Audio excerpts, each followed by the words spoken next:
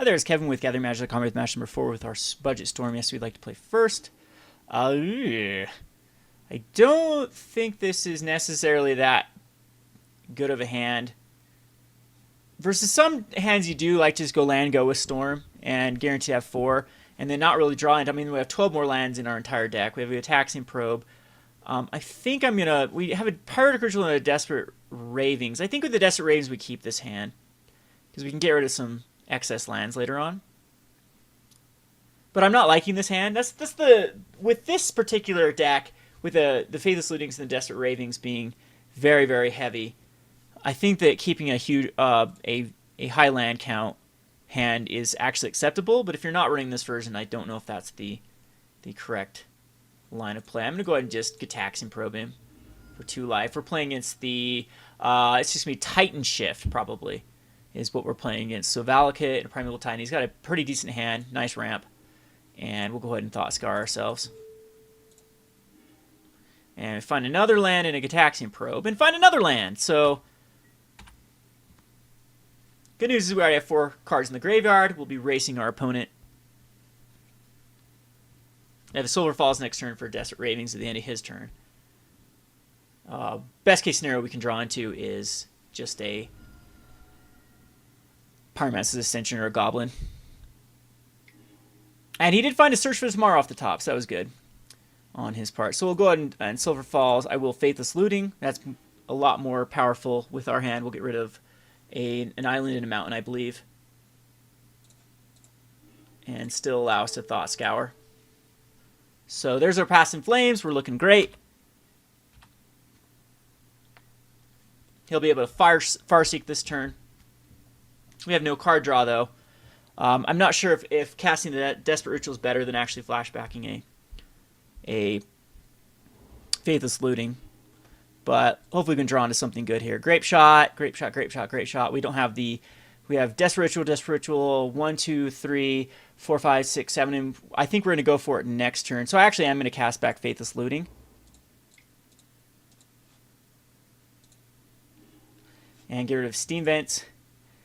And I think we do want a land next turn. So we'll get rid of the Sleight of Hand. Or just the Grapeshot, because we will be... No, because we can... Yeah, I think we get rid of the Grapeshot.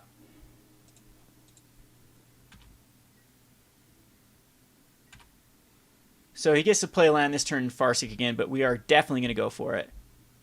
I probably should have got rid of the Desperate Ravings.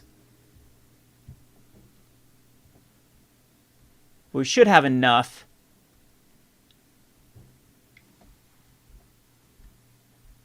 Because I don't believe I can give myself any more turns, because he's got the Primeval next turn, so we have to try to Grapeshot him. Past in Flames costs a lot too. Let's see, we want to find another ramp spell off the top. I didn't like that land. How much damage do we take from a Primeval Titan next turn? He goes and gets 2 more a Valakut and a mountain, because then that will do... We might actually have another turn.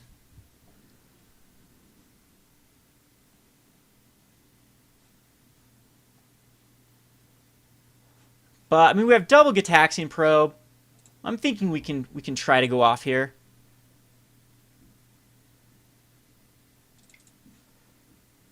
So Pyretic Ritual, Desperate Ritual.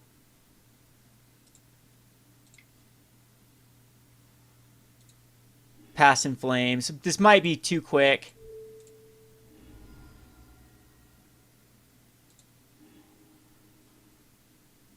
Oh, we actually played a land. There's no way for me to get... Yeah, that was a mess up. I thought we could play another land this turn.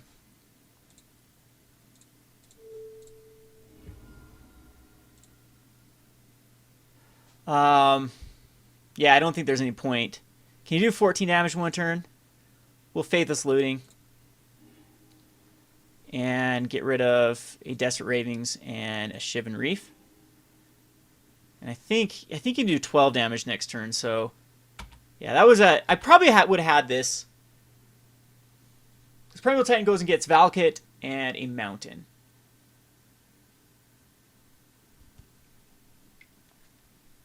And I'm actually pretty much...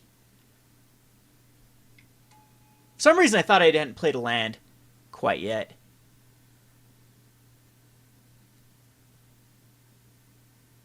And that'll do 6 damage to me. And if he's got another land he can pop down, that will only be 12 damage.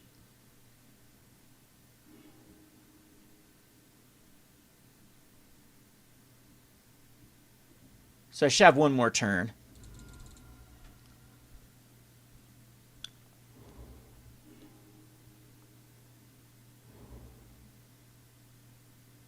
Unless he's got another Farseek in hand.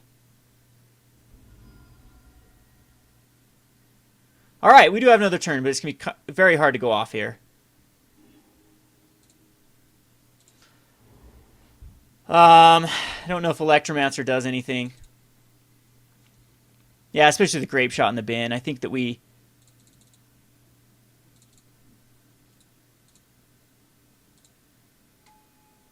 might have just...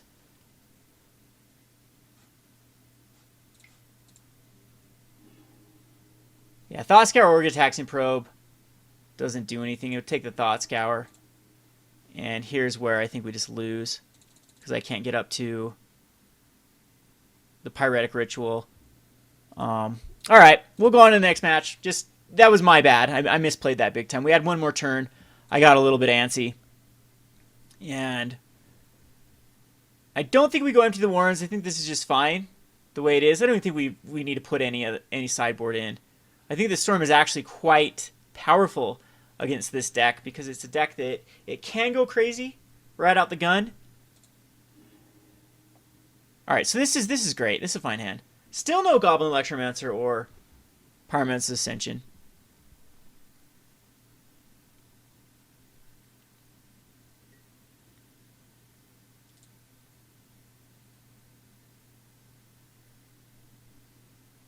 I think we just Steam Vents past turn. I don't think I go Faithless Looting quite yet. Well, maybe I do. Because we can throw a Pyretic Ritual in the bin. And a land if we draw into a land. Grapeshot. I think both Grapeshots can actually go in the...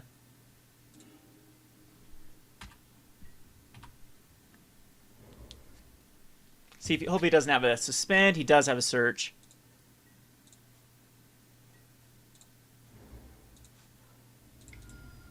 So let's go with the Goblin Electromancer.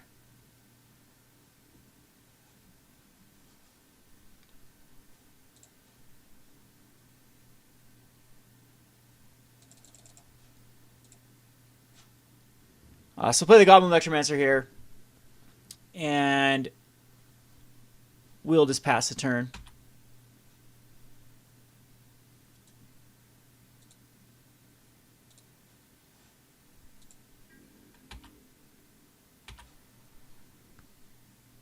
Do need to find another land, but we can ramp up quite well.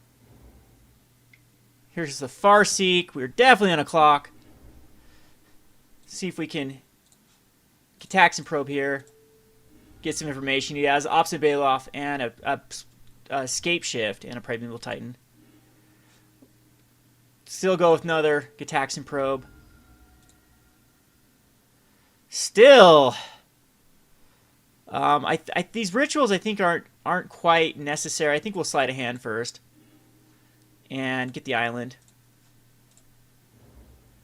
and that way we can flash back a Faithless Looting out of the graveyard. I think that's the best line of play, and then get rid of Faithless Looting. And I'm still thinking of Pyretic Ritual. So we have basically this next turn. Do we just die next turn though? To Scapeshift? No, we don't.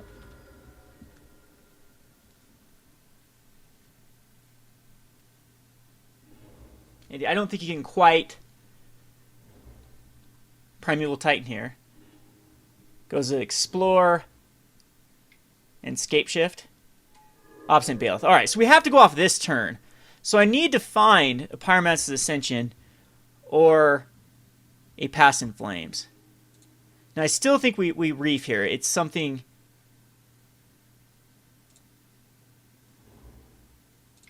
Well, Manamorphose. And do it again. We'll Faithless Loot back. Yeah, we're going to Faithless Looting away that Steam. Ugh. And we have played a land this turn.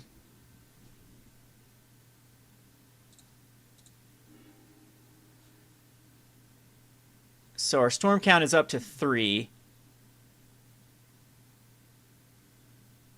But unfortunately, I mean, we needed the Thought Scour to hit. Otherwise, it's just game. Pyromancer Ascension was way too late. I believe we're dead next turn. And just some unlucky misses. Went through almost half our deck before we found the... And then we have nothing to flashback. Correct? Yep, nothing to flashback. We used everything.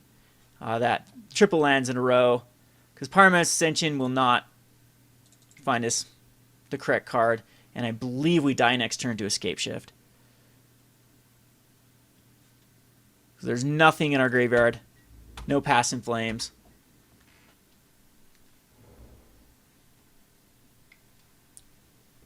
Yep, so Scapeshift, he can find plenty. I guess Swan Song or something like that is another card in the sideboard. This is going to do well over 14 damage. It will do... because he just sacrificed 8 lands, and he can drop another land too, and these come into play untapped. No, they come into play tapped. That's correct. So 3, 6, 9, 12, 15, 18 damage. And that is going to be game. So, see where we needed the Pyromancer Ascension quicker. Maybe I should have Pyretic Ritualed up more. We just ran out of, we actually had mana remaining, just ran out of ammo. And we'll go on to the wrap-up video. This is Kevin with GatheringMagic.com. Thanks for watching. Hi there, it's Kevin with GatheringMagic.com here with the wrap-up video for this week's Playing on a Budget Storm. I think that I need a lot more practice playing Storm. I think that we could have won a few of those matchups if I hadn't horrendously misplayed. That just shows you the inexperience with the deck. I think that this is a deck. I played it 2 years ago, I think. 2 or 3 years ago is the last time I've really played the Storm deck. Maybe a little shorter time than that, but just didn't seem to go my way. Had a lot of misses. I think that we've actually built this... Even on a budget, we can build this deck a little bit better. One of the things I suggest is cutting these Desperate Ravings now for like Anticipate or Telling Time. Anticipate is out of Dragons of Tarkir. And it says just look at the top 3 cards I would put one of them in your hand and the rest on the bottom in any order. And there's also Telling Time, which might be a little more powerful. So Telling Time says, look at the top 3 cards, put one of those in your hand, one on top. Yeah, so Telling Time would be the card of choice because you're able to basically draw one, put one on top and one on bottom. So in Storm, I think this works a lot better than a Desperate Ravings. I still think the Faithless Lootings are all right, but this allows you to, especially the Goblin Electromancer, this Telling Time, basically becomes a Serum Visions. But Serum Visions would be the card of choice for this Storm deck. And with Serum Visions, it just gives a lot more consistency. It's your best first turn play to draw a card and scry 2. It just goes through more cards than Sleight of Hand. And then you can decide to still put one of those cards on top or both cards on top. The problem with Sleight of Hand is you have to put it on bottom, and sometimes that's the worst feeling when you have 2 cards you desperately need. So I think that the Serum Visions add another, I believe it adds, they're around $8 a piece, so that's another $32. It would put us above that budget. It was just a last minute cut to try to put us under the budget. But maybe just instead of worrying about the mana base, we could go more basic lands here instead of like Sulfur Falls, and that could cut down that. I mean, if you just cut 2 Sulfur Falls, there's $24 right there. So if you're on a budget, I highly do suggest picking up those Serum Visions. They were F&M promos. You can go to your local game store and see if any of the players played during that time, and see if you can hook up some Serum Visions trades that way, rather than spending your cold hard cash. So if this is the case, maybe another go down to Faithless Looting and back up a Pass in Flames is the right move. I think a few of those matchups, it was just not finding the Pass in Flames in time, not finding what we needed to storm off. Again, a lot of this, the success of this deck is going to be based upon the pilot, and in this case, I don't think that I have quite the experience or quite the knowledge with Storm. to run it efficiently. So 1 and 3 is not the greatest percentile. Of course, it's actually pretty poorly even with playing on a budget. But some of those decks were just so hard for us to begin with. A first turn Path or a first turn Relic of Progenitus is rough, and a Rest in Peace is very tough for Storm to beat out. So again, you run this deck when the metagame is ripe to play a graveyard-based strategy. Right now, I think that with the Mono Black Eldrazi or all that Eldrazi strategy, I don't think that this is quite the deck to play at the moment. So next week we'll try to go back into Standard. I know that a lot of you might be getting sick of Modern. I do have a Eldrazi brew, a Mono Black Eldrazi and Standard brew that I'm messing around with. It's currently white-black, and I might cut down the white, just go Mono Black, because I think that there is a lot of cards in Standard. We are missing like the key cards like Relic of Progenitus, but there's a lot of cards that do exile in Standard. And to just scout those, I want to test to see how good Blight Herder is in the format. So until then, though, I hope you enjoyed this. This is a good entry-level deck if you want to get into Modern at $150, $200. None of these cards are...